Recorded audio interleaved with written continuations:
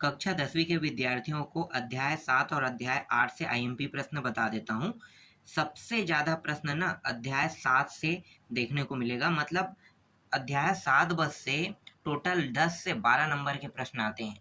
तो 10 से 12 नंबर के प्रश्न आते हैं, तो इसमें सबसे अधिक आपको इसी अध्याय की तैयारी करना है। ठीक है, तो मैं आपको दिखा देता हूँ कितने कितने नंबर का आता है, उसी हिसाब से बताऊंगा। इस अध्याय से 2 नंबर के भी प्रश्न आएगा, 4 नंबर का आएगा और 6 नंबर के आएगा। तो 2 नंबर के प्रश्न में ये वाला प्रश्न इंपॉर्टेंट है। ठीक है, ये 2022 में आया तो इसके आने के चांसेस कम होता है, लेकिन कई बार क्या होता है रिपीट हो जाते हैं, इसलिए हम सन को नहीं छोड़ते हैं कभी भी। तो पौधे में पाए जाने वाले 2 संवाहक ऊतकों के नाम व उनका एक एक कार्य लिखिए। तो ऊतक के नाम देख लेना। ठीक है, जाइलम फ्लोएम ये है उनके ऊतक का नाम, और इसका कार्य पूछ रहे हैं तो दोनों का यहाँ पे कार्य दिया हुआ है। चलो आगे दिखाता हूँ। इसके बाद डायरेक्ट तीसरा प्रश्न देखना है आपको। पाचन से क्या अभिप्राय है? तो पाचन से क्या अभिप्राय है, तो इसका उत्तर भी यहाँ पे लगा हुआ है। ठीक है, और आप लोग टिक कर लोगे तो ज़्यादा अच्छा है। जिस भी चीज़ को आप देख रहे हैं, जो भी गाइड रखे हो या फिर परीक्षा बोर्ड रखे हो, तो उसमें आपको ये सारे प्रश्न टिक करते रहना है। ठीक है, परपोषी पोषण किसे कहते हैं, इसका भी उत्तर यहाँ पे लगा हुआ है। अगर मैं इसे समझाता हूँ तो थोड़ा लंबा बनेगा वीडियो। ठीक है, तो इसे समझा नहीं रहा हूँ, आप लोग अभी टिक करते जाओ, इसे बाद में देखेंगे। ठीक है, बाद में मैं आपको ये समझा दूंगा। फिर 10वां प्रश्न देखो। श्वसन द्वारा ली गई वायु में कौन कौन से गैस होती है? तो नाइट्रोजन है, कार्बन डाइऑक्साइड है, ऑक्सीजन है, ये तीनों है। कितने कितने मात्रा में यहाँ पे दिया हुआ है। ठीक है, मनुष्य 1 मिनट में कितने बार मतलब सांस लेता है, कह रहे हैं इसका मतलब। तो देखो 1 मिनट में 15 से 20 बार सांस लेता है। ठीक है, आगे दिखाते हैं। 12वां प्रश्न देखो। ऑक्सी श्वसन का रासायनिक समीकरण। तो यहाँ पे रासायनिक समीकरण है, ये ग्लूकोज है और ये ऊर्जा बनता है। ठीक है, किस प्रकार से होगा, ये प्रश्न कई बार आया भी है। ठीक है, चलो आगे दिखाता हूँ। इसके बाद देखो यहाँ पे है, नेक्स्ट है रसाकर्षण या परासरण किसे कहते हैं, इसका भी उत्तर यहाँ पे लगा हुआ है। रुधिर क्या है? ठीक है, रुधिर का भी उत्तर यहाँ पे लगा हुआ है, देख लो। रुधिर प्लेट्स का क्या कार्य है, ये भी, इसका भी उत्तर देख लो। ठीक है, इन सबको टिक करते जाना है ना। इसके बाद जल एवं खनिज लवण का स्थानांतरण करने वाले ऊतक का नाम लिखिए। तो इसका भी उत्तर है। ठीक है, यहाँ पे देखो 17वां प्रश्न, ये भी RH कारक किसे कहते हैं, इसको भी आपको टिक करना है। फिर यहाँ पे 19वां प्रश्न को भी टिक करना है, क्योंकि 2-2 नंबर के, मैं आपको क्या बता रहा हूँ, 2-2 नंबर के प्रश्न, 4-4 नंबर के प्रश्न और 6-6 नंबर के प्रश्न इसी अध्याय से आपको देखने को मिल सकता है। 2 नंबर के थोड़े कम होते हैं, लेकिन 4 और 6 भी आएंगे ना, तो इसलिए यहाँ से आपको जो प्रश्न देखने को मिलेगा वही चीज मैं आपको दिखा रहा हूँ। हीमोग्लोबिन के 2 कार्य। ठीक है, यहाँ पे 2 कार्य है। फिर यहाँ पे इसको भी टिक कर लेना है, 21वां प्रश्न को। फिर विसरण किसे कहते हैं, इसको भी आपको टिक कर लेना है। यही सब प्रश्न आपके बोर्ड एग्जाम में आएगा और कुछ नहीं आएगा। ठीक है, ये जो मैं टिक करा रहा हूँ इन्हीं में से ही प्रश्न आपको देखने को मिलेगा।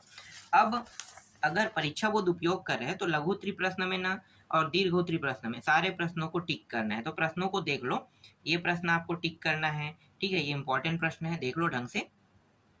ठीक है, इसका उत्तर भी यहाँ पे लगा हुआ है। फिर यहाँ पे देखो, भोजन को लेकर पौधे व जंतु आपस में किस प्रकार संबंधित है, ये सब 4-4 नंबर के प्रश्न है। तो 4 नंबर के प्रश्न में यही प्रश्न आपको देखने को मिलेगा, 4 नंबर में।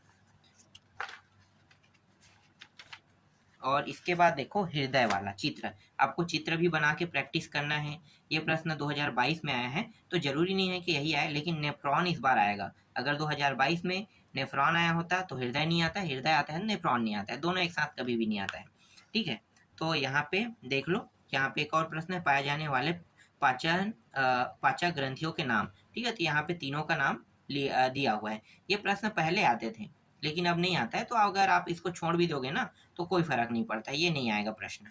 ठीक है, लेकिन नेफ्रॉन मैंने कहा था ना, ये प्रश्न जरूर आएगा। इस साल के मोस्ट आईएमपी में ये प्रश्न है, तो इस प्रश्न को भी देख लेना।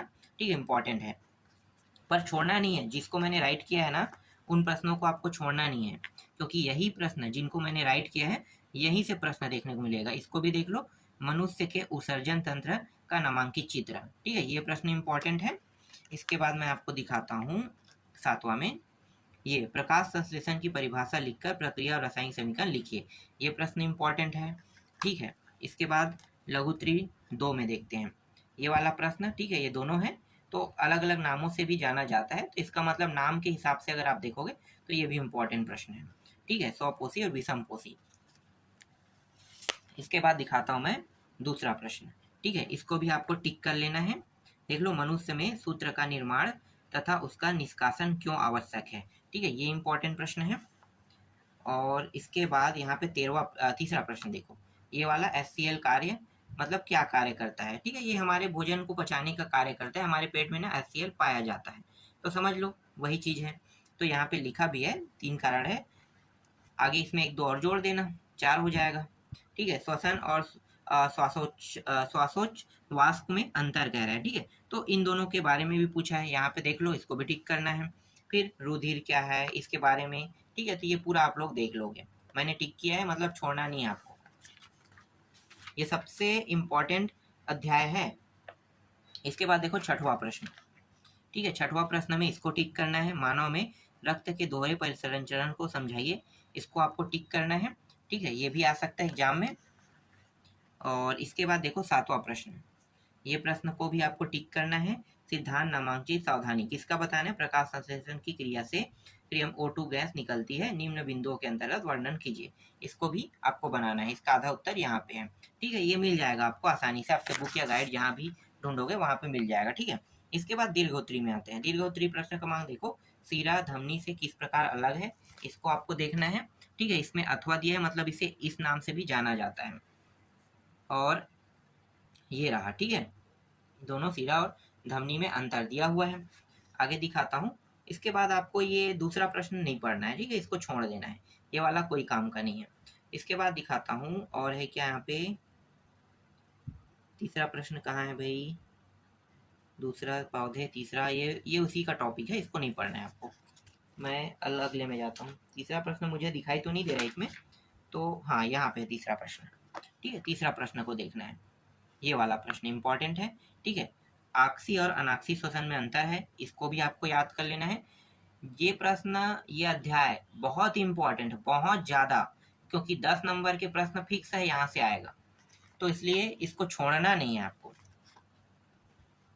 फिर चौथा देखो, यही आपका अंतिम प्रश्न है, मनुष्य के आहार नाल का सचित्र वर्णन विवरण कीजिए कह रहा है। ठीक है, ये अंतिम प्रश्न है। तो ये 6 नंबर के प्रश्न है, तो इससे 6 नंबर 4 नंबर के प्रश्न आपको इसी अध्याय से देखने को मिलेगा। एक अध्याय में 10 नंबर, मतलब आप बहुत ज्यादा नंबर पा रहे हैं अगर इसकी तैयारी करते हैं। अब मैं आपको दिखा रहा हूँ अध्याय 8, जैव प्रक्रिया नियंत्रण एवं समन्वयक। ठीक है, ये नाम नहीं दिया रहेगा, हो सकता है बस नियंत्रण एवं समन्वय दिया रहेगा ना, तो आपको क्या करना है, इसी नाम के टॉपिक वाले में आपको मैं अभी जो प्रश्न बताऊंगा वो मिलेगा।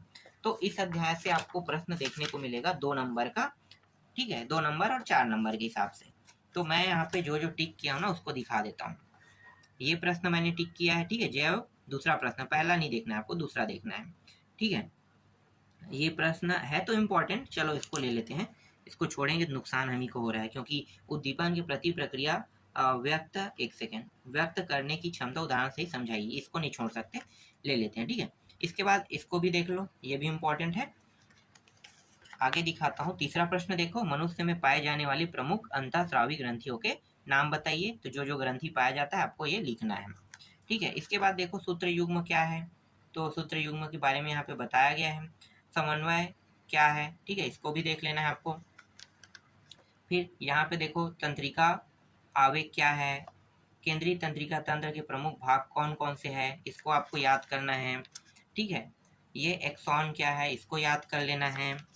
नमक में आयोडीन का होना आवश्यक क्यों है, इसको याद कर लेना है।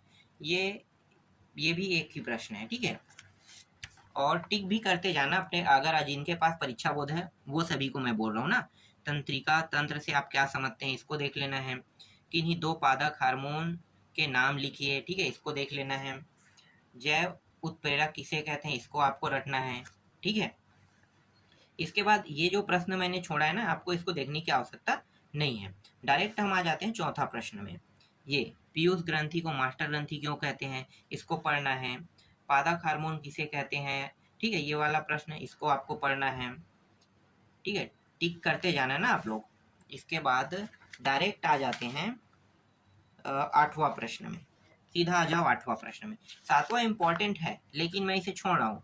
संभावना है कि आपको देखने को मिल सकता है, लेकिन ये क्या है, थोड़ा सा डिफिकल्ट है, तो इसको छोड़ दो। इसके अलावा आपको अथवा में देखने को मिलेगा, तो अथवा वाला टॉपिक मैं बता देता हूँ। अगर वो आता है तो छोड़ोगे तो ये ऐसे प्रश्न आपको देखने को मिलेगा, ठीक है। ये इंपॉर्टेंट है। और हमारे शरीर में होने वाली किसी प्रतिवर्ती क्रिया का रेखा चित्र बनाकर वर्णन कीजिए, ये इंपॉर्टेंट है। फिर यहाँ पे देखो, प्रतिवर्ती क्रिया क्या है, एक उदाहरण द्वारा समझाइए क्या है, ये प्रश्न इंपॉर्टेंट है, ठीक है। परीक्षा बोर्ड में आप लोग टिक कर लेना। और ये दूसरा प्रश्न आपको देखना है, ये वाला, ठीक है। ये चित्र आपको याद रखना है, ये चित्र बनाने के लिए आता ही है, ठीक है। तो एक तंत्रिका कोशिका की संरचना बनाइए तथा इसके कार्यों का वर्णन कीजिए, ये प्रश्न इंपॉर्टेंट है। इसके अलावा और क्या है, अब सीधा दीर्घ में आते हैं। दीर्घ में सिर्फ 2 प्रश्न मुझे इंपॉर्टेंट लग रहे हैं इस अध्याय से। एक प्रश्न ये वाला, ठीक है, पहला प्रश्न, मतलब दूसरा प्रश्न, मानव मस्तिष्क के विभिन्न भागों का वर्णन चित्र और कार्य से कीजिए, 6 नंबर के क्वेश्चन है, ये इंपॉर्टेंट है, ठीक है। ये पूरा यहाँ पे।